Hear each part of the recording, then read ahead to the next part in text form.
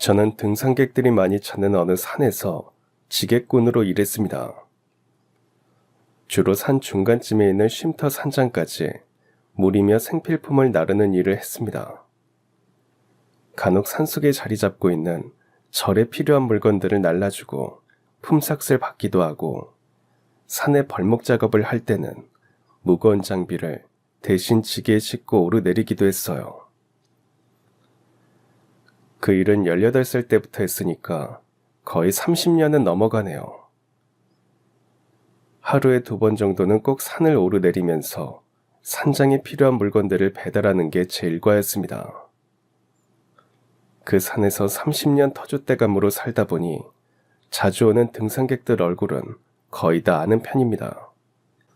제가 활발한 성격이 아니라서 먼저 인사를 건네는 일은 없지만, 혹여 늘 오시던 분이 안 보이면 걱정도 하고, 개 중에 돌아가신 분이 계시면 좋은 곳에 가시기를 항상 마음속으로 빌면서 살았어요. 여기 산이 제 삶의 터전이다 보니 약수터나 계곡 청소는 자발적으로 하게 되고, 가끔 상처를 입은 산짐승들을 치료해주기도 합니다. 등산객들 중에 조난을 당하거나 갑자기 정신을 잃고 쓰러져서 위급한 상황이 되면 환자를 업고 산 아래로 내달리는 것도 제 역할이죠. 한 번은 등산객이 바위에서 사진을 찍다가 실수로 아래로 떨어졌는데, 산세가 험해서 구조대도 찾지 못한 것을 제가 숲을 헤치고 찾아내기도 했습니다. 전 눈을 감고도 이 산 어디에 무엇이 있는지, 어디 숲이 어떤 지형인지 훤히 알 정도로 여긴 저에게 고향 같은 곳이기도 합니다. 사계절이 뚜렷한 우리나라에서 매일 산을 타는 일은 매일 다양한 변수와 위험을 감수해야 하는 일이기도 해요. 꽃이 만발한 봄과 녹음이 우거지는 여름, 단풍이 물드는 가을, 눈 덮인 겨울산까지 산은 언제 와도 아름답고 눈을 즐겁게 만들죠. 하지만 그 아름다움 속에 도사리고 있는 위험들도 많답니다. 저처럼 아무리 산길이 익숙한 지게꾼이라고 해도 사계절의 변화 앞에서는 항상 긴장해야 합니다. 자칫하면 목숨을 잃을 수 있기 때문이죠. 봄엔 겨울잠에서 깬 뱀들이 숲에 많이 도사리고 있어서 조심해야 하고, 여름에는 조금만 움직여도 땀에 흠뻑 젖고 탈수 증상이 나서 산을 오르는 게 고역입니다. 가을에는 산 정상으로 갈수록 기온의 변화가 심해서 감기 몸살 걸리기 쉽고, 겨울에는 눈 때문에 길을 잃거나 눈사태로 동사할 수 있어 한 발 내딛는 순간마다 긴장의 연속입니다. 그럼에도 불구하고 제가 이 산을 떠나지 못하는 이유는 5살 때 이 산에 버려졌기 때문입니다. 휴가철이나 단풍철에 놀러왔다가 강아지를 버리고 가는 사람들이 간혹 있지만, 아이를 버리고 간 사람은 그 산이 생긴 일에 처음이었답니다. 전 그런 곳에 버려졌다는 것에 깊은 상처를 받았고, 나이가 들면서 산에 오를 때마다 여기 어디쯤에 나를 버리기 위해 왔을 누군가를 상상해 보기도 했어요. 엄마가 버렸는지, 아버지가 버렸는지, 왜 버렸는지 그 아무것도 아는 게 없었습니다. 아이고, 젊은 사람이 지게를 지고 산에 오르내리려면 힘들 텐데 어쩌다 지게꾼을 하게 됐어요. 그냥 어쩌다 보니까 그렇게 됐습니다. 가끔 산에서 만나는 사람들이 무슨 이유로 지게꾼이 되었냐고 물어보는 경우가 있는데, 그럴 때면 참 곤란해집니다. 언젠가 산속 지게꾼이 신기한 듯 어느 지방신문사에서 취재를 요청한 적이 있었어요. 제가 하는 일이 사람들에게 알려지는 건 상관없었지만, 결국에는 왜 이런 일을 하게 되었는지, 가족들이 반대하지는 않는지 시시콜콜 개인사까지 얘기해야 한다는 것이 부담스러웠습니다. 제가 버려졌다는 말을 하는 게 싫었어요. 좋은 일도 아니고 제 사연이 알려지게 되면 사람들은 위로나 격려를 전한다고 한마디씩 건네겠지만, 전 그런 것도 불편해서 거절을 했습니다. 아침부터 이런저런 번민에 휩싸인 채 다시 지게를 지고 나섰습니다. 특히 산안개가 잔뜩 끼는 날엔 산속 어딘가에 뭔가를 버리고 가도 아무도 알 수 없어요. 그런 날엔 제가 더욱 신경이 예민해집니다. 아마도 무의식적으로 버려졌다는 상처가 산안개처럼 스멀스멀 올라오는 것 같았어요. 읍내 시장에 가서 산장에서 주문받은 물품들을 사고 산을 오르기 전에 지게에 실을 물품들을 다시 점검한 뒤 깊은 호흡을 내뱉습니다. 이제 굳은 살이 배겨서 아무 느낌조차 없는 딱딱한 어깨에 지게를 둘러매고 산을 오르는 그 순간들이 제 일상이 되었어요. 산안개가 발목 아래를 간지럽히는 날엔 자칫 미끄러질 수 있어서 더욱 조심해야 합니다. 다시 심호흡을 하고 산 입구까지 다다랐는데 뭔가 바람결에 펄럭이는 게 보였어요. 현수막이었습니다. 어제까지도 못 보던 건데 그새 누군가 달아놓고 간 듯 했습니다. 무심코 지나치면서 현수막을 보다가 깜짝 놀라 멈춰 섰습니다. 다시 돌아와서 현수막을 다시 봤어요. 산에서 버려진 아이를 찾습니다. 나이는 5살, 이름은 강도영. 눈이 크고 또래보다 키도 큰 편. 찾아주시거나 소재를 알고 계신 분에게 특급 사례를 하겠습니다.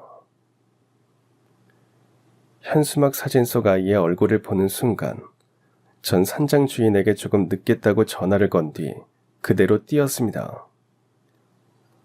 마음속으로 연락처를 외우고 또 외우면서 정신없이 뛰고 또 뛰었어요. 어쩜 제가 뛰어가는 이 길은 40년 전에도 제가 똑같이 갔던 그 길일 겁니다. 벌써 세월이 그렇게 지났네요. 유난히 산안개가 지천으로 깔려서 산을 오가는 사람들마다 짜증을 내던 그날, 전 그 산에 버려졌습니다. 누군지 알 수 없는 사람의 손에 이끌려 전 그 산속 그 안개 속에 버려졌습니다. 엄마라고 부르며 울었던 것 같기도 하고 무작정 누군가를 따라가다 길을 잃은 것도 같고 그게 꿈인지 생시인지조차 분간할 수 없는 안개 속에 갇혀버렸습니다. 숲에서 애우는 소리가 온 산에 울려 퍼지면서 무슨 일인가 놀라 달려온 사람이 바로 산 중턱 쉼터 산장 주인이었어요.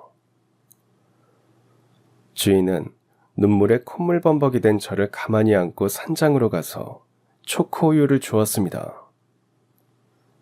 그때 먹은 초코우유는 아마 제 인생에서 가장 슬프고 달달한 맛이었을 겁니다. 너 이름이 뭐야? 왜 여기에서 울고 있었어? 혹시 길을 잃어버린 거야?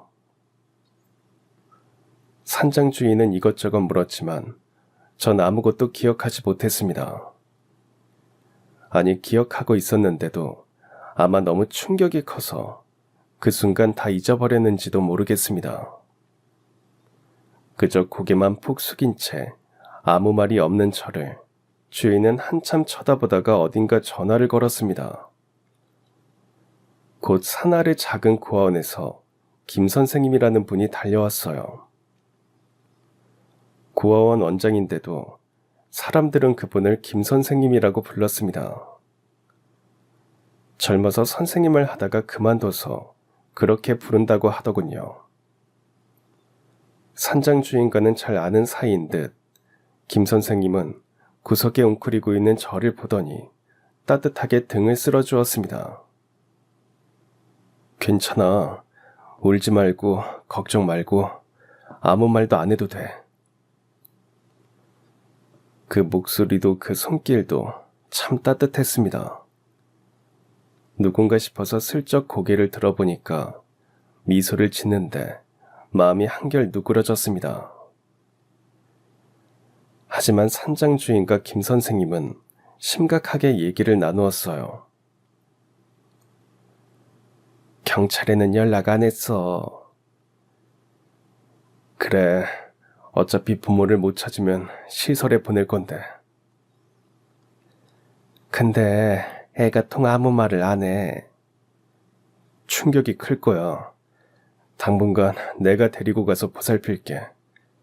그래도 혹시 모르니까 산장 앞에 잃어버린 애를 찾는 사람이 있는지 써붙여두는 게 낫겠다. 안 그래도 그럴 생각이야. 내 생각에는 별 소득은 없어 보이긴 한데 또 모르니까. 부모가 마음이 바뀌어서 찾으러 올 수도 있잖아. 글쎄, 그럴 마음이라면 굳이 이런 산속에 버리진 않았을 것 같은데. 내가 볼 때 아예 작정을 하고 그런 것 같은데. 발견 안 됐으면 아휴 정말 생각만 해도 끔찍하다. 아휴 몹쓸 인간 같으니. 쉬쉬, 조용히 해. 애 들어. 어쨌든 하는 데까지는 해봐야지. 내가 너무 황당하고 기가 막혀서 그래. 어떻게 자식을. 아휴 나쁜 인간. 주인과 김 선생이 하는 말을 들었을 때 말의 뜻을 다 알아듣지는 못했지만 어린 마음에도 버려졌다는 그 말만은 분명하게 알 수가 있었습니다. 어쩜 발견되지 못했다면 끔찍한 일을 당했을 거라는 산장 주인의 말에 생각만 해도 너무 무서워서 눈물이 터졌습니다. 늦가을 사는 겨울처럼 춥고 단풍 아래 음지는 축축한 땅의 기운이 올라와 감기 걸리기 딱 좋았어요. 아니나 다를까 울다 지친 저는 김 선생님 품에 안겨 고아원에 와서는 내리 이틀 동안 죽은 듯이 잠을 잤답니다. 그리고 깨었을 때 낯선 곳이라는 것을 새삼 알게 되었죠. 이제 깼니? 배 안 고파? 전 그저 고개만 저었습니다. 혹시 이름이 뭐니? 역시 고개를 저었어요. 그래 알겠다. 억지로 말 안 해도 돼. 나중에 말하고 싶을 때 해. 당분간 여기서 지내게 될 거야. 여긴 네 또래 애들도 있고 너보다 나이가 많은 형아나 누나들도 있어. 형아와 누나가 잘 보살펴 줄 거니까 잘 지내도록 해. 언제든 할 말이 있으면 하고. 알겠지? 김 선생님은 저에게 뭔가를 강요하지 않으셨습니다.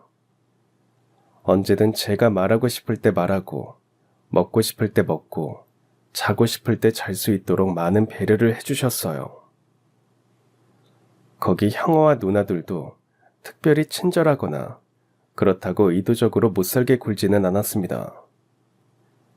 다들 처지가 비슷해서 그런지 힘들어하는 저를 일부러 모른 척 해주었어요. 고아원은 오래된 학교 건물 일부를 고쳐서 사용하고 있었습니다. 단층으로 이어지는 복도를 따라서 원장실과 원생들 숙소, 식당과 공동 목욕실과 화장실이 있었어요. 창밖으로 내다 보이는 마당은 운동장 크기만큼 컸고 담장을 따라 울긋불긋 꽃과 나무들이 잔뜩 심어져 있어서 식물원 느낌도 났습니다. 마당 한편에는 연못이 있었는데 제법 튼실한 잉어 몇 마리가 한가로이 다니기도 했고 김 선생님이 가꾸시는 텃밭에는 야채들이 싱싱하게 자라고 있었습니다. 가족 같은 분위기가 느껴지는 고아원이었습니다. 전 거기서 조금씩 마음의 안정을 찾아갔어요. 물론 충격 때문인지 몇 달 동안은 실어증에 걸린 사람처럼 말이 입 밖으로 나오지 않아 애를 먹었지만 모두 잘 참아주고 기다려준 탓에 곧 말도 했고 그곳 생활에 적응해 갔습니다. 하지만 제가 그곳에 오기 전까지의 일은 좀 제 기억이 잘 나지 않았습니다. 성하준, 제 이름만 겨우 기억났고 부모님 이름이나 어디에 살고 있었는지는 이상하게 가물가물했습니다. 처음부터 부모가 없는 아이처럼 아무리 용을 쓰고 기억해내려고 해도 머리는 백지 상태가 되었어요. 어쩜 아무것도 기억하고 싶지 않았나 봐요. 제가 기억 못한다고 해서 누구 한 사람 야단칠 사람도 없었습니다. 전 내성적이고 아이들과 잘 어울리지도 못했어요. 원래 그런 아이였는지 버려지고 나서 위축된 마음에 그렇게 행동했는지는 모르겠습니다. 항상 혼자 구석에 우두커니 앉아서 먼 곳만 바라보았는데 딱히 어딘가를 보는 것도 아니었어요. 어딘가에 집중한다는 것 자체가 힘이 들었고 그저 멍 때리고 있는 게 제일 마음이 편했습니다. 그러다 보니 초등학교에 들어가서는 종종 선생님의 질문을 못 듣고 대답도 못해서 주의를 받았어요. 선생님은 몇 번 주의를 줘도 고쳐지지 않으니까 벌을 세우기도 했습니다. 성아준, 너 선생님 무시하는 거냐? 왜 질문을 여러 번 하게 해, 어? 그리고 대답은 왜 안 하는데? 너 수업은 듣고 있는 거야? 도대체 무슨 생각을 하는 건데? 죄송합니다. 이게 하루 이틀이니? 도저히 안 되겠다. 부모님, 아니, 원장님 모시고 와. 아이들이 잘못하면 부모님이 학교에 불려가기 마련인데 전 김 선생님이 학교에 오는 게 싫었습니다. 김 선생님이 싫은 게 아니라 김 선생님이 오는 것 자체가 제가 고아라는 것이 친구들에게 알려지게 되니까 싫었어요. 그 전까지는 제게 연필도 빌려주고 지우개도 빌려주던 짝이 제가 고아라는 것을 알게 되자 책상 중간에 금을 쫙 긋더니 절대 넘어오지 말라는 겁니다. 너 이 금 넘어오면 죽는다. 이 책상이 네 거야? 나도 오죽하면 이러겠니. 난 네가 고아라는 게 싫어. 내가 고아라서 이 금을 그은 거야? 우리 엄마 그러는데 고아는 자기 근본도 모르는 인간들이래. 그래서 아예 상종을 하지 말랬어. 초등학교 애들 입에서 근본이니 상종이니 하는 말이 튀어나오니까 참 이상했습니다. 웬만한 사람들은 살아가면서 그런 단어들로 비웃음을 당할 일은 없을 겁니다. 그런데 전 근본도 모른다, 천하다, 상종 못할 존재다, 음흉하다, 일부러 약한 척한다 등등 수도 없이 많은 말들로 상처를 받았고 조롱을 당했고 심장이 찔렸습니다. 심지어 저와 짝꿍을 한 해 부모님이 찾아와서는 담임 선생님께 짝을 바꿔달라고 항의를 하는 바람에 전 짝도 없이 늘 혼자 맨 뒤에 앉아서 수업을 들어야 했어요. 어떤 아이는 제가 늘 같은 옷만 입고 다니고 몸에서 냄새가 난다고 거짓말까지 하면서 놀려댔습니다. 아이들은 그게 거짓말이라는 걸 알면서도 때로 몰려와서 저에게 손가락질을 했어요. 고아라는 게 천벌을 받을 만큼 나쁜 존재라는 걸 전 그때 처음 알았습니다. 괴물이나 악마보다 더 나쁜 게 고아라는 사실을 알았어요. 전 점점 주눅이 들었고 혼자 딴 세상에 가 있는 것처럼 아무 생각도 하지 않았고 아무 소리도 듣지 않으려고 했던 것 같습니다. 담임 선생님에게 불려갔다 온 김 선생님은 언제나 절 꼭 안아주었어요. 하준아, 울고 싶으면 울어. 참지 말고. 선생님, 말해봐. 제가 괴물이나 악마보다 더 못한 사람이에요? 누가 그래? 누가 그런 나쁜 말을 해? 애들이요. 고아는 괴물이나 악마보다 더 나쁘고 고아라서 몸에서 냄새가 난대요. 아무도 저와 놀려고 하지 않고 말도 안 해요. 5살 때부터 늘 울기만 해서 그런지 10살 넘어가면서부터는 눈물도 말라버렸습니다. 우는 것에 힘을 쏟는 것도 지겨웠어요. 사실 전 담임 선생님이 공부 시간에 하는 질문들에 그 누구보다 답을 알고 있었습니다. 우리 반에서 1등하는 애도 모르는 문제를 전 단번에 풀었어요. 하지만 번쩍 손을 들고 답을 말하지 않았습니다. 그럼 모두 괴물이나 악마보다 못한 고아 주제에 잘난 척을 한다고 할 테니까요. 제가 입을 다물고 있다고 해서 아무것도 모른다고 생각하는 그들에게 대응하고 싶지 않았습니다. 그게 마음이 편했어요. 중학교 때는 반에서 힘 좀 쓴다는 녀석들의 수발을 들어야 했습니다. 녀석들이 물을 떠오라고 하면 떠와야 안 맞았고, 빵을 사오라고 하면 사오고, 무릎을 꿇으려면 꿇어야 학교 생활이 편했습니다. 가끔 녀석들의 말을 듣지 않으면 방과 후 옥상에 끌려가서 죽기 전까지 얻어맞아야 했어요. 맞는 게 두려운 건 아니었습니다.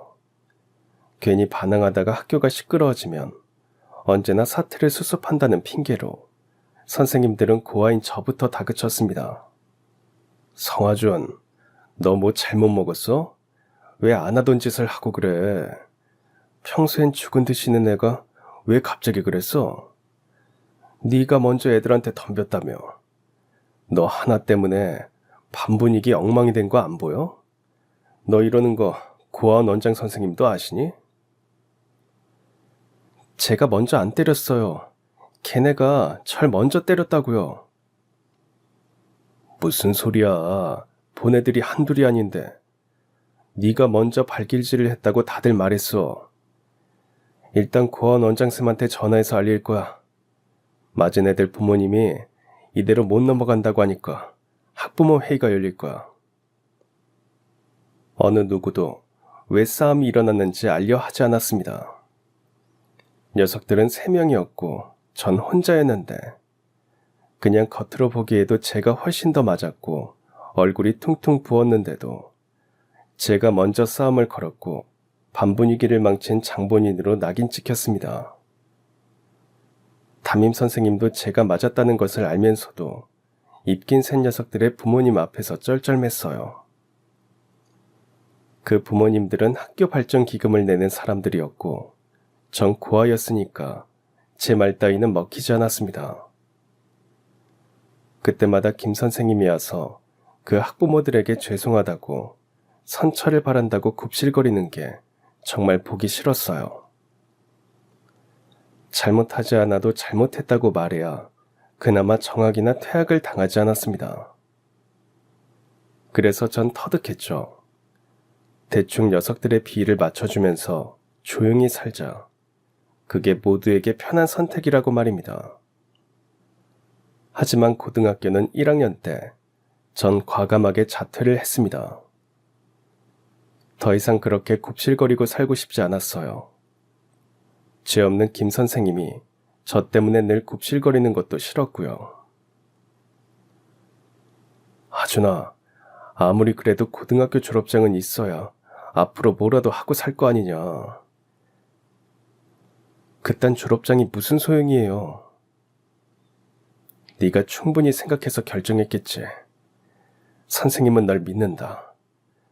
하지만 언제든 이게 아니다 싶으면 항상 물릴 줄도 알고 돌아설 줄도 알아야 해. 그건 창피한 일이 아니야. 알겠지? 이 세상에서 유일하게 제가 어떤 짓을 해도 화내지 않고 의심하지 않으며 있는 그대로 이해하고 받아주는 분이 바로 김 선생님이었습니다. 그분은 제게 아버지였고 스승님이셨어요. 제가 잘 표현을 안 해서 겉으로는 무뚝뚝하게 굴어도 진심으로 의지하고 믿고 사랑하는 분이었습니다. 그분이 가슴 아파하는 건 되도록 안 하고 싶었지만 도저히 견딜 수가 없어서 고등학교를 그만두었습니다. 만약 억지로 참고 다녔다면 전 매일 고아라고 얕잡아보고 괴롭히는 녀석들과 싸우거나 아님 맞아야 했을 테니까요. 세상에 고아가 되고 싶어서 되는 사람은 없습니다. 그렇다고 전 고아가 된 제 운명을 탓하고 싶지도 않았어요. 어느 책에서 봤는데 고아들이 오히려 이 다음에 성공할 가능성이 더 크다고 했습니다. 어려서부터 기댈 데도 없고 누구 한 사람 믿는 것도 쉽지 않으니까 결국 자기 자신만 믿고 악착같이 살아서 돈도 벌고 성공도 한다는 겁니다. 아마 그런 말을 한 사람은 고아가 아닐 겁니다. 고아라는 조롱과 손가락질을 받으면서 악착같이 살아남는 사람은 성공할 수도 있겠죠. 하지만 고아라서 무시당하고 외면당하면서 바닥으로 추락하는 경우가 더 많을 겁니다. 학벌 따지고 인맥 따지고 집안 따지는 우리나라에서 고아로 성공하기는커녕 살아남는 것 자체가 큰 도전이라고 생각했습니다. 그리고 제가 고등학교를 그만둔 건 친구들에게 비웃음을 당하고 손가락질 당하는 게 두려워서가 아니었어요. 그런 상황이 벌어질 때마다 어느샌가 피가 들끓어 올랐고 자꾸만 제 안에 파괴적인 본능들이 올라왔기 때문입니다. 꼭 뭔가 일을 저지를 것 같아서 제 자신이 두려웠어요. 하지만 김 선생님은 항상 제 편이었고 절 측은하게 여기셨습니다. 제 생각을 항상 지지하고 응원했지만 그래도 험한 세상을 살아가려면 자기만의 무기가 필요하다고 하셨어요. 선생님은 제가 너무 착하고 약해서 다른 사람들에게 당한다고 생각하셨죠. 고아원에 봉사를 오시던 태권도 도장 사범님께 부탁해서 태권도를 배우게 하셨습니다. 싸움 잘하라고 태권도 배우라는 게 아니야. 그런 거라도 배워두면 자신감도 좀 생기고 배짱도 길러지고 그럴 것 같아서 배우라는 거야. 몸을 쓰고 땀을 흘리다 보면 잡념도 사라지고 생각도 좀 긍정적이게 되고 그럴 거야. 네, 선생님, 한번 배워볼게요. 하지만 하기 싫으면 언제든지 그만둬도 되죠? 그럼 언제든 그만둬도 돼. 그렇게 배우게 된 태권도 역시 제 마음을 움직이지는 못했습니다. 하고 싶은 것도 없고 딱히 잘하는 것도 없는 제가 참 한심하다고 생각했죠. 절 지켜보는 김 선생님의 마음도 복잡했을 겁니다. 하지만 늘 묵묵히 지켜보셨고 제가 뭘 하든 기다려주셨어요. 하루는 고아원 근처 산에 올라갔습니다. 그곳은 제가 버려진 장소라 사실 자라면서 한 번도 가지 않았어요. 그날의 충격이 생각날 것 같아서 의도적으로 외면했는데 참 이상하게도 숲으로 들어갈수록 마음이 편안해졌습니다. 숲으로 부는 바람 소리도 좋았고 어디선가 울어대는 새소리도 편안했고 나무끼리 흔들리면서 내는 울림소리들도 저에게 인사하는 것 같았습니다. 마치 오래전 친구를 만나러 가는 그런 느낌이 들었어요. 그런 느낌은 살면서 처음이었죠. 그렇게 매일 산에 갔습니다. 정상까지 갔다 내려오면 3시간 정도는 걸렸는데 조금 숙달이 되고 산지리에 익숙해지자 사람들이 잘 다니지 않는 곳을 일부러 만들어서 가기도 하고 지름길을 찾아서 표시도 해두고 산의 지역마다 어떤 모습인지 머릿속에 저절로 그려지면서 묘하게 즐거웠고 신이 났습니다. 언제부턴가 아침에 한 번, 오후에 한 번씩 산을 오르게 되었고 다리에 힘도 붙고 근력도 생기면서 어느새 마음에도 근육이 붙기 시작했어요. 그게 자신감이었습니다. 생전 처음 경험해보는 당당함이 참 좋았습니다. 그러던 어느 날 산중턱 쉼터 산장 주인이 저를 불렀습니다. 오래전 제가 산에 버려졌을 때 제일 먼저 발견하고 김 선생님께 보낸 그분이었어요. 가끔 그분이 고아원에 먹거리를 주러 오실 때가 있었는데 눈인사만 하는 정도였습니다. 산장 주인은 일부러 절 불러서 머리를 쓰다듬어주고 용돈도 주곤 하셨죠. 하준아, 올해는 몇 살이지? 18살인데요. 벌써 그렇게 됐구나. 널 처음 봤을 때가 엊그제 같더니 세월 참 빠르다. 그래, 매일 산을 타는 것 같던데 어때, 할만하니? 네, 산도 좋고 마음도 편안해지고 좋아요. 너 산 타는 거 보니까 힘도 좋고 빠르고. 그래서 말인데 지게꾼 한번 안 해볼래? 지게꾼이요? 그래, 너도 알지? 우리 산장에 물건 가져다 주는 아저씨. 네, 알아요. 그 양반이 이제 나이도 들고 허리도 다치고 그래서 지게 일을 그만둔다고 하네. 나도 난감해서 사람을 어떻게 구하나 고민했는데 그 양반이 널 추천하는 거야. 네가 산 타는 걸 봤는데 산귀신처럼 잘 탄다고 하면서 젊고 힘도 좋고 잘할 거라고 말이야. 어때? 근데 그거 기술 같은 거 있어야 하지 않나요?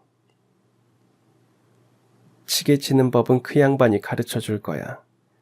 일당을 쳐서 주는데 내가 섭섭치 않게 줄게. 한번 고민해봐. 알겠지? 그 제안이 제가 지게꾼이 된 시작이었습니다. 하고 싶은 것도 되고 싶은 것도 없던 제가 다른 사람들 눈에는 산을 가장 잘 타는 사람처럼 보였고 지게꾼이 되기에 제격이라는 칭찬과 응원을 받게 될 줄이야 상상도 못했어요. 그저 지게에다 주문받은 물건을 지고 나르기만 하는 단순한 일인데 일당은 꽤 많았습니다. 아무래도 가파른 산을 오르내리는 중노동이니까 그만큼 쳐주었어요. 김 선생님도 한번 해보라고 하고 산장 주인도 적극적으로 권하니까 마음이 동했습니다. 무엇보다 어딘가 제가 필요한 곳이 있다는 게 정말 기분 좋았습니다. 태어나서 제 손으로 돈을 번다는 것도 짜릿했고요. 지게꾼 일을 안 해도 하루에 2번은 산을 오르내렸을 텐데 운동도 하고 돈도 벌면서 일석이조라는 생각에 매일 산을 타는 게 천직처럼 여겨졌습니다. 그렇게 시작한 일이 벌써 30여 년이 되어가네요. 그 사이 산장 주인이 지병으로 죽고 2번 정도 주인이 바뀌었습니다. 그래도 전 여전히 지게꾼 일을 하고 있고요. 돈을 버는 족족 김 선생님께 가져다 주었습니다. 사실 전 쓸 데도 없었고 지금까지 절 키워주신 김 선생님의 은혜에 보답한다는 마음으로 그랬어요. 저처럼 버려지고 힘들어하는 원생들을 위해서 잘 써달라고 했습니다. 그리고 18살이 넘도록 고아원에서 독립하지 않고 있는 저를 잘 봐달라는 일종의 뇌물이기도 했고요. 대개 18살이 되면 고아원에서 독립하기 마련인데 전 그러지 않았습니다. 그냥 김 선생님을 도와서 낡은 고아원을 손보고 시설도 고치고 학교가 먼 애들은 아침 저녁 차로 등하교를 시키면서 고아원 집사가 되어 살았습니다. 고아원은 정부 지원이나 시민단체 기부로 운영되었지만 해마다 후원이 줄어들어서 늘 적자에 허덕였거든요. 그나마 제가 지게일을 해서 버는 돈으로 유지되는 편이었습니다. 김 선생님과 저는 틈틈이 마을 농장에서 일을 하면서 품삯 대신 농작물을 받아서 애들 식비를 감당하기도 했고 근처 과수원에 가서 일을 거들어주고 받아온 과일로 애들 간식을 나눠주곤 했어요. 전 지게를 지고 산을 오르내리면서 약초며 버섯을 따서 시장에 내다 팔아 돈을 벌기도 했습니다. 하준아, 네가 이렇게 옆에 있어서 난 든든하고 좋은데 네 인생을 생각해보면 이게 꼭 좋은 건 아닌 것 같다. 너도 네 인생 살아야 하지 않겠니? 독립도 하고. 선생님, 제가 귀찮고 그런 거 아니시면 그냥 이대로 있게 해주세요. 하고 싶은 것도 없고 꿈도 없었는데 그래도 지게 지고 산에 오르내리면서 보람도 느끼고 사는 것 같아요. 네가 보람을 느낀다고 하니까 다행이구나. 다 선생님 덕분입니다. 그럼 혹시 선생님 부탁 하나 들어줄 수 있겠니? 부탁이요? 너도 알겠지만 이제 나도 나이가 들고 이 일이 부쩍 부대끼는구나. 네가 늘 내 옆에서 봐서 알겠지만 원생들 챙기면서 산다는 게 보통 결심이 아니면 엄두를 낼 수도 없는 일이잖아. 그런데 내 보기엔 네가 일을 잘할 것 같은데 지금부터 조금씩 준비해서 고아원 운영을 맡아보는 건 어떻겠니? 제가요? 저더러 원장을 하라는 말씀인가요? 그래, 너만큼 이 일을 잘할 사람은 없어. 아주 뜻밖의 제안이었지만 가슴이 뛰었습니다. 살면서 한 번도 그 어떤 일에도 가슴이 뛰어본 적은 없었는데 심장이 요동쳤어요. 제가 가장 잘할 수 있을 거라는 김 선생님의 응원이 저에게 자신감을 불어넣었습니다. 전 당장 검정고시 준비를 했고 2년 만에 고졸 검정고시에 합격했어요. 마흔 넘어 다시 공부를 하려니까 모든 것이 낯설고 힘들었지만 지금까지 그러했듯 깡으로 버티고 뚝심으로 이겨냈습니다. 그리고 바로 대학 입시 준비에 돌입했고 역시 2년 만에 방송통신대에 합격했습니다. 하루에 2번 지게일도 해야 해서 새벽과 밤에 시간을 쪼개가면서 공부를 했어요. 잠자는 시간도 아까울 정도로 열심히 했고 미래에 대한 꿈을 꿀 수 있어서 매일매일이 행복했습니다. 그렇게 방통대 졸업 후 보육원을 운영할 수 있는 자격을 갖추기 위해서 사회복지사 2급 자격증도 땄어요. 늘 옆에서 지지해주는 김 선생님 덕분에 전 다시 꿈을 꾸기 시작했고 세상을 대하는 제 마음가짐도 훨씬 진지해졌습니다. 그렇게 차근차근 준비를 하던 어느 날이었어요. 그날도 아침부터 산안개가 잔뜩 끼어서 한 치 앞도 분간하기 힘들었습니다. 산장에 가져다 줄 물건을 지게에 싣고 산을 오르는데 참 기분이 묘했습니다. 산안개가 짙게 낀 날은 등산객들도 뜸했어요. 산을 타는 것도 평소보다 2배는 더 힘이 들었습니다. 안개를 밀어내면서 걸어야 해서 다리에 힘도 들어가고 자칫 방향을 잃을까 온몸에 긴장을 해야 해서 몸살나기 딱 좋았어요. 정신 바짝 차리고 한 발 한 발 내딛는데 어디선가 아이 울음소리가 들렸습니다. 처음에는 바람소리인가 싶었는데 숲의 어딘가에서 메아리처럼 들려오는 소리가 심상치 않았습니다. 제가 산을 타기 시작한 이후 숲에서 아이 울음소리를 들은 건 처음이었어요. 소리의 방향을 가늠하면서 잔뜩 낀 산안개를 뚫고 가는데 누군가 재빨리 스쳐 지나가는 겁니다. 흘낏 쳐다봤더니 웬 젊은 여자였습니다. 저도 모르게 저기요 하고 불렀지만 여자는 뒤도 돌아보지 않고 산안개 속으로 사라졌습니다. 그 뒤로 아이의 울음소리가 계속 들렸어요. 겨우 소리를 따라 숲을 헤치고 갔더니 5살쯤 되는 남자아이가 혼자 울고 있었습니다. 순간 오래전 숲에 버려졌던 제 모습과 아이의 모습이 겹쳐 보였어요. 저도 모르게 아이를 덥석 안아 올렸습니다. 그리고 좀 전에 달아나던 그 여자의 뒤를 쫓아갔어요. 하지만 산안개 때문에 여자가 어디로 갔는지 알 수 없었습니다. 허탈한 마음을 안고 산 입구까지 갔지만 아무도 없었습니다. 흠뻑 땀에 젖은 몸과 진정되지 않은 호흡을 애써 누르는데 어느새 아이는 울다 지친 듯 제 품에서 자고 있었습니다. 그 모습을 보니 왠지 눈물이 핑 돌았어요. 결국 아이를 안고 고아원으로 왔습니다. 이제 백발이 된 김 선생님은 연신 기침을 하면서 제 품에 안겨 있는 아이를 유심히 쳐다보셨어요. 설마 그 아이는... 네, 숲에서요. 김 선생은 더 이상 아무것도 묻지 않았습니다. 너무 뻔한 질문이니까요. 숲에 버려졌던 제가 그 숲에 버려진 아이를 안고 왔으니 김 선생님 마음도 참 복잡해 보였습니다. 따뜻한 아랫목에 눕혀. 네, 아마 한 이틀은 잠만 자겠죠. 저처럼. 근데 넌 괜찮냐? 제가 무슨 걱정이에요. 이 아이가 걱정이지. 또 나처럼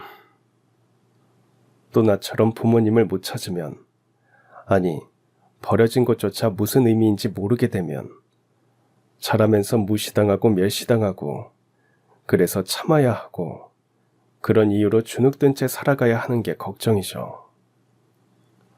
전 그 말을 뼛속에 묻었습니다. 아이는 정말 내리 이틀을 자더니 다시 깨어나서 울었어요. 울지 말고 무서워하지 말고 아저씨가 엄마 찾아줄 테니까 걱정 마. 혹시 이름이 뭐니?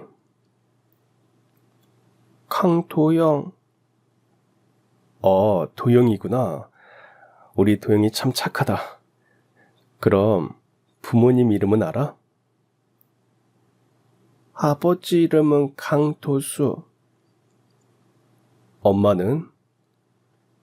엄마가 날 버렸어.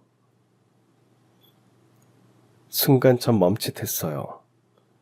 엄마가 자신을 버렸다는 걸 너무도 명확하게 알고 있는 아이에게 뭐라고 말해야 할지 당황했습니다. 엄마 이름은 정진애. 그렇구나. 그럼 어디 살았어? 몰라. 그럼 집 전화번호나 주소도 몰라? 몰라. 그제야 도영이는 자신의 처지를 실감한 듯 다시 울기 시작했습니다. 자기 이름과 부모님 이름까지 또박또박 기억하는데 집 전화번호와 주소를 모른다는 게 조금 의아했지만 김 선생님은 그럴 수 있다고 했어요. 알아도 말 안 할 수 있어. 왜요? 엄마에게 버려진 걸 또렷이 기억하잖아. 얼마나 충격도 크고 상처도 크겠어. 그런데 낯선 사람한테 그런 걸 가르쳐줄 리가 없지. 어쨌든 여긴 낯선 곳이잖아. 지금으로선 자기를 버린 엄마보다 우리가 더 무서울 수도 있어, 애한테는. 그럼 어쩌죠? 뭘 어째. 너도 그랬잖아. 처음엔 입 딱 다물고 말도 안 하고. 전 그때 진짜 기억이 안 났어요. 일단 애한테 맡겨보자. 마음이 안정되고 먼저 마음을 열어야 말을 할 거야. 여기가 나쁜 곳이 아니라는 걸 알게 되면 저절로 얘기를 할지도 모르니까. 전 도영이가 왠지 마음이 쓰였습니다. 꼭 어릴 적 제 모습을 보는 것 같기도 하고 겨우 극복했다고 믿었던 제 마음속 상처가 쓰리기도 하고 복잡한 마음이 들었어요. 며칠 동안 도영이는 밥을 거의 먹지 않았습니다. 산장에 물건을 나르다가 애들 잘 먹는 소시지를 사다가 줘도 조금 먹는 동 마는 동 했고 간식거리를 사다 줘도 통 손에 대지 않았어요. 자다가 일어나서 마당을 서성이기도 하고 악몽을 꿨는지 이불에 오줌을 싸기도 했습니다. 한 번은 읍내에 가서 치킨을 여러 마리 튀겨서 애들 먹으라고 펼쳐놓았는데 도영이는 왜 안 먹어? 여기 치킨집 맛있는데. 전 후라이드보다 양념을 더 좋아해요. 그랬구나. 그럼 아저씨가 다음에는 꼭 양념으로 사올 거니까 오늘은 이거 먹자. 어르고 달랬더니 그제야 도영이는 닭다리 하나를 들고 조금 먹었습니다. 버려질 때 입고 있던 옷이며 운동화가 아주 값비싼 유명 브랜드인데다가 5살답지 않게 말하는 거나 행동하는 게 가난한 집안에 같지는 않았어요. 녀석을 보면 볼수록 도대체 무슨 사연이 있는 건지 의아하기만 했습니다. 사실 저도 그랬지만 고아원에 오는 애들의 사연은 거의 비슷해요. 부모가 죽고 고아가 되어서 경찰에 맡겨졌다가 시설에 오기도 하고 친척들도 맡을 수 없다고 모른 척하면 결국엔 고아원에 오게 됩니다. 대개는 버려져서 오는 경우가 많아요. 아주 드물지만 부모가 애를 잠시만 맡기고 가는 경우도 있죠. 경제적 사정으로 아이를 맡기거나 혼자 아이를 기르면서 돈을 벌기 힘들다 보니 고아원에 사정을 하고 맡기기도 합니다. 어떤 이유가 되었든 일단 여기 오면 애들은 거의 본능적으로 자신의 처지를 눈치채고 늘 위축되기 마련이에요. 비슷한 또래끼리 뭉쳐서 잘 지내는 것 같아도 자세히 들여다보면 서로 믿지 못하고 시기하는 경우도 흔합니다. 겉으로는 속내를 감추고 서로 친한 듯 해도 고아원에서 독립할 때는 서로 뒤도 안 돌아보고 헤어지는 경우도 많이 봤습니다. 그만큼 여기에서의 생활은 그 아이들 인생에서 지우고 싶은 시간이기도 하죠. 더러 입양을 가서 사랑받고 자라기도 하지만 그런 경우는 정말 기적 같은 일이고요. 해외 입양이 된다고 해도 타국에서 아이가 얼마나 잘 자랄지는 아무도 모르는 일입니다. 전 그런 경우를 숱하게 봤어요. 김 선생님이 제가 고아원 운영을 잘할 거라고 말씀하신 데는 제가 그런 경험을 했으니까 누구보다 아이들의 마음을 잘 알 거라고 생각하신 겁니다. 하지만 제가 정말 잘할 수 있을까? 그게 요즘 저의 가장 큰 고민이었어요. 그런데 오늘 도영이를 찾는다는 현수막을 보고 전 정신없이 고아원으로 달려오면서 내내 생각했습니다. 어쩜 처음으로 나 같은 인생을 살지 않고 무시당하거나 위축되지 않고 여기서 벗어나 부모님을 찾아서 활짝 웃는 도영이를 볼 수도 있겠구나. 제발 도영이가 가족을 찾을 수 있게 해달라고 기도하는 마음으로 달려왔습니다. 김 선생님이 제 연락을 받고 초조한 듯 고아원 입구에 서 계셨습니다. 아직 도영이에게 말 안 했다. 연락처는. 알아왔어요. 일단 전화해서 그쪽 상황을 좀 알아보자. 혹시 아이를 함부로 보냈다가 무슨 일을 당할 수도 있잖아. 이미 한번 버렸는데. 네, 확실히 믿을 수 있어야 보낼 수 있어요. 버렸는데 또 갑자기 찾는 것도 이상하긴 해요. 제가 연락해 볼게요. 떨리는 마음으로 전화를 했더니 웬 중년의 여자가 받았습니다. 저기 강도영 아이를 찾는다는 현수막을 보고 전화드렸는데요. 우리 도영이가 어디 있는지 아세요? 그렇긴 한데. 거기가 어딘가요? 제가 당장 갈게요. 잠깐만요. 도영이와 어떻게 되시나요? 제가 그의 친할머니입니다. 네, 그래도 전화상으로는 정확하게 알 수 없으니까 일단 뵙고 자세한 얘기를 나누는 게 좋겠습니다. 우리 도영이 정말 무사한 거죠? 잘 있죠? 네, 숲에 버려져서 울고 있는 걸 발견했어요. 아유, 세상에. 정말 고맙습니다. 어디로 가면 될까요? 전 그분의 말을 100% 다 믿을 수 없어서 고아원보다는 쉼터 산장에서 만나기로 약속을 했습니다. 읍내 찻집이 아니라 일부러 산장에서 만나자고 한 것은 차를 가지고 올 수 없기 때문이었어요. 만에 하나 아이에게 나쁜 짓을 하려는 의도가 있다면 도영이를 보자마자 차에 태워서 달아날 수도 있으니까 주의를 해야 했죠. 그리고 제가 도영이를 발견했을 당시 바람처럼 스쳐 지나 달아나던 여자를 생각하면 무엇보다 도영이의 안정이 가장 중요했습니다. 그쪽에서는 산장에서 보자고 하니까 좀 이상했지만 정말 도영이를 찾을 생각이라면 산을 오르는 수고로움은 감당할 거라고 생각했고요. 다음날 전 좀 일찍 지게에 물건을 실어서 산장에 도착했습니다. 그런데 시간이 1시간이 지나도 온다는 그분은 나타나지 않았어요. 산을 오르다가 길을 잃었나 싶어서 전화를 해보니 안 받더군요. 그래도 혹시나 해서 2시간 정도 더 기다렸지만 끝내 오지 않았어요. 실망도 들었고 화도 났습니다.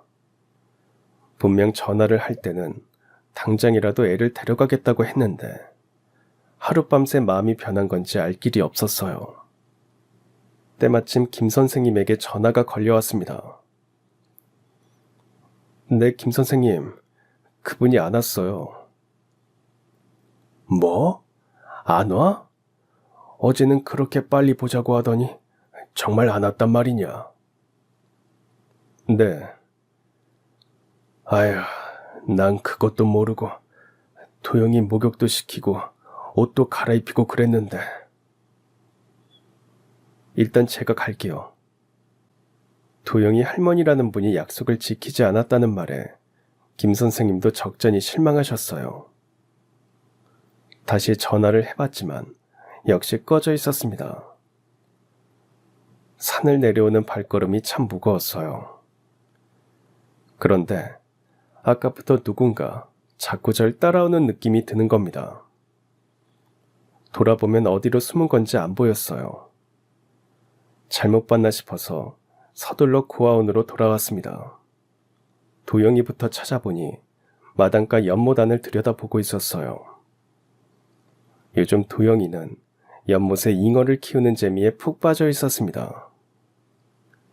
오늘 할머니라는 사람이 왔더라면 도영이가 얼마나 좋아했을까 생각하니까 안쓰러운 마음이 들었어요. 그때 도영아 하는 목소리가 갑자기 들렸습니다.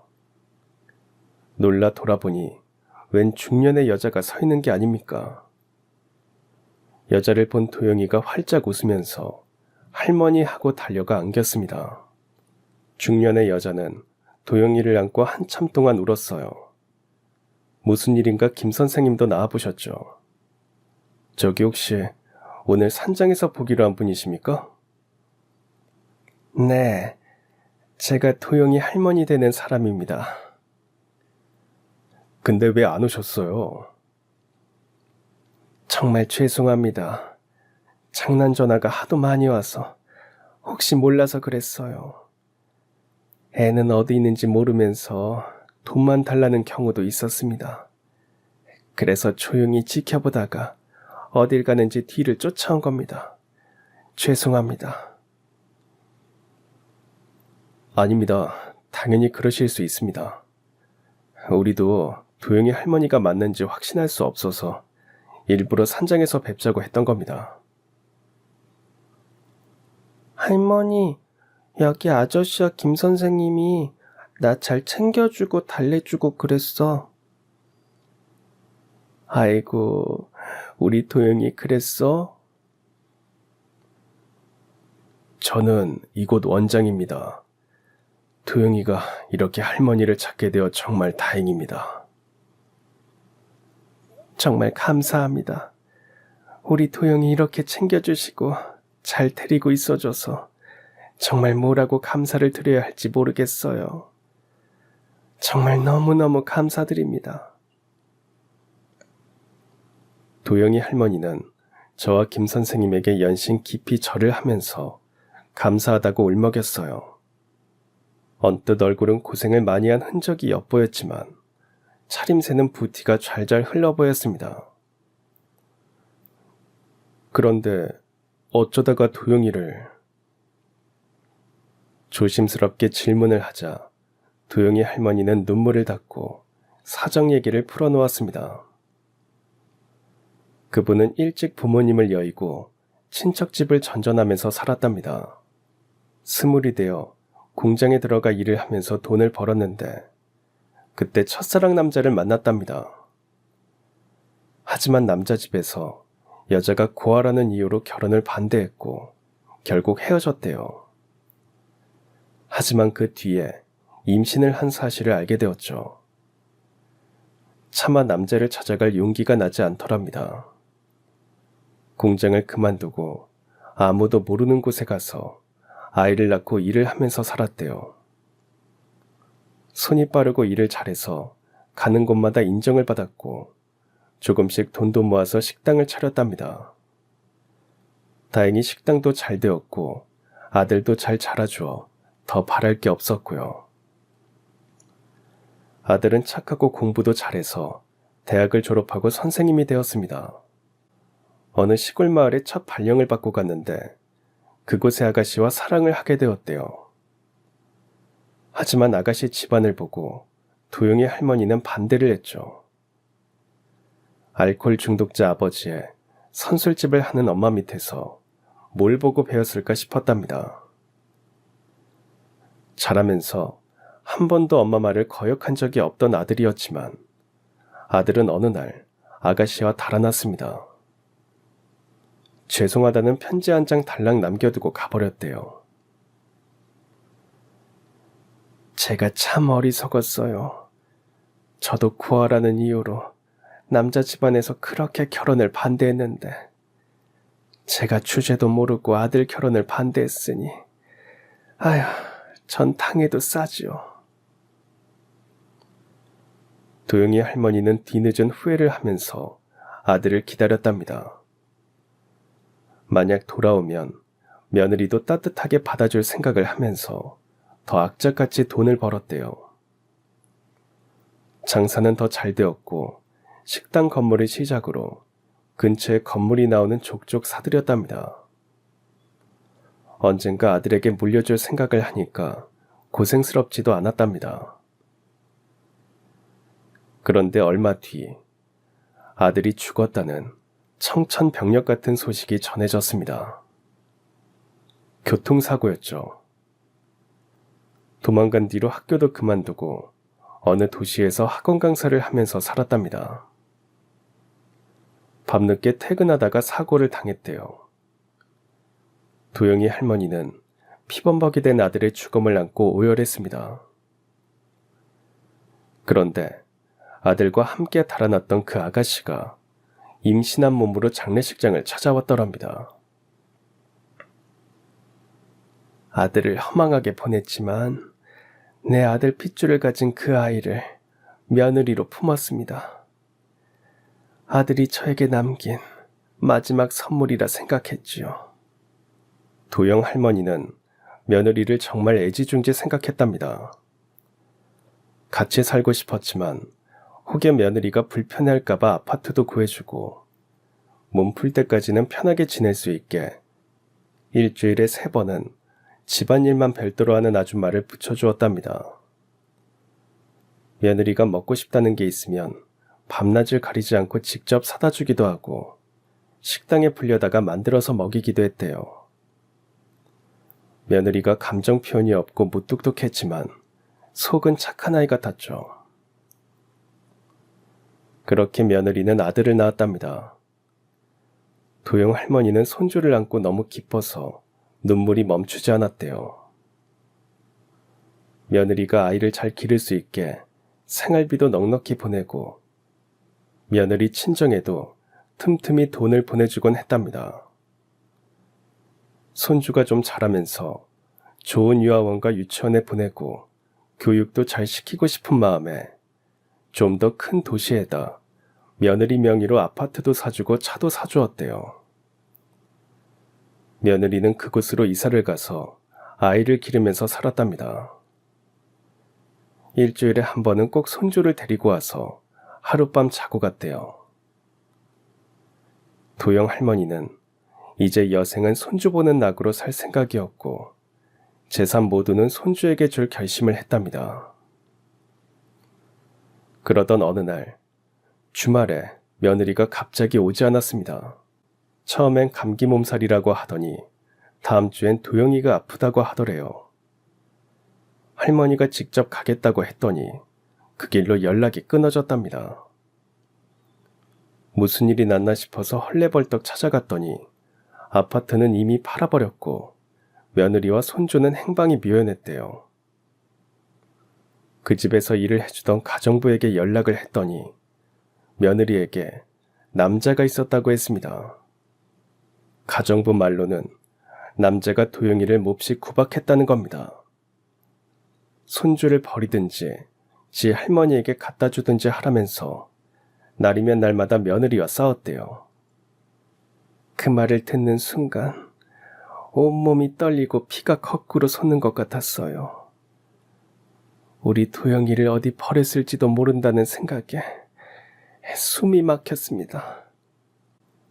남자가 있어서 새 출발하려면 그냥 손주를 자신에게 보내면 될 것을 왜 이렇게까지 연락을 두절하는지 이해가 안 갔답니다. 그런데 아파트 경비원이 며느리의 자동차가 주차장에 있다고 알려주더래요.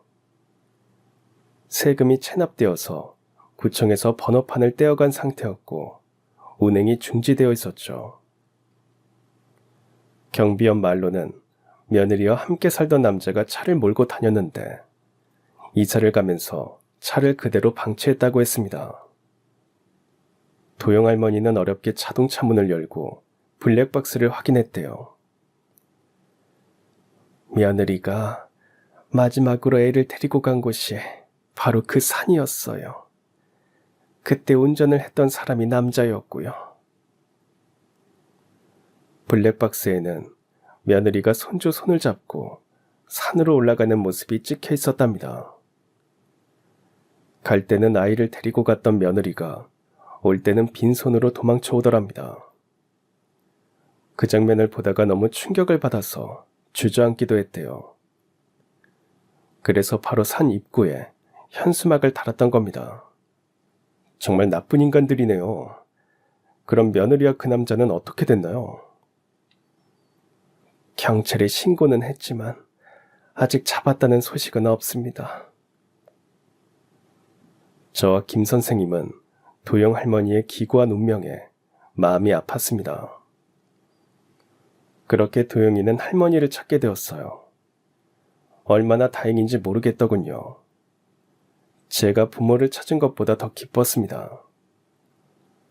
도영 할머니는 자신의 식당에 저와 김 선생님, 원생 모두를 초대해서 식사 대접을 해주셨어요. 그리고 낡고 오래된 고아원을 최신식으로 리모델링 해주겠다고 약속하고 거액의 기부금과 매달 후원 약속도 하셨습니다. 무엇보다 자신의 손주를 찾아주고 잘 보살펴준 저에게 깊은 감사의 마음을 거듭 전했어요. 얼마 뒤 며느리와 그 남자가 지방의 어느 여관에서 체포되었다는 소식을 들었습니다. 도대체 왜 아이를 버렸는지 물었더니 남자가 아이를 버리라고 해서 그랬다는데 도영 할머니는 가슴을 치며 분노하셨죠. 남자가 너무 무서워서 시키는 대로 했다는 얼빠진 며느리는 아마도 남자에게 오랫동안 가스라이팅을 당한 것 같다고 경찰이 말하더랍니다. 남자는 자신도 어려서 부모에게 버려졌는데 그냥 복수심으로 도영이를 버리라고 했다면서 조금의 반성의 기미가 없더래요. 아무래도 둘의 정신 상태가 온전하지 않다고 했습니다. 그렇게 둘은 구속되어 재판을 받고 징역형을 살게 되었습니다. 세상의 모든 일은 우여곡절과 여러 변수가 있기 마련이지만 결국에는 사필귀정대로 간다는 사실을 새삼 알게 되었죠. 저는 도영 할머니와 함께 며느리가 재판을 받을 때마다 참석했고 또 도영이를 발견했을 당시 증언을 하면서 도움을 주었습니다. 그러다 보니 저와 도영 할머니가 동갑이라는 사실도 알았죠. 이제 50줄에 접어든 우리 두 사람은 새삼 무슨 운명 같은 것을 느꼈습니다. 어느 순간 도영 할머니를 볼 때마다 가슴이 두근거리고 얼굴이 화끈거리는데 이게 무슨 감정인지 갈피를 잡지 못했어요. 도영 할머니도 저와 비슷한 느낌인지 괜히 발그레지고 절 똑바로 쳐다보지도 못하곤 했죠. 보다 못한 김 선생님이 나섰습니다. 아이고, 내가 정말 답답하네. 그냥 두 사람 합쳐요. 선생님, 왜 이러세요? 뭐가 왜 이래? 자네 도영 할머니 좋아하잖아. 아이, 선생님. 도영 할머니도 이 사람 좋아하지 않아요? 내 눈은 못 속여요. 네, 선생님. 성 선생님 좋아합니다. 도영 할머니까지 왜 이러세요?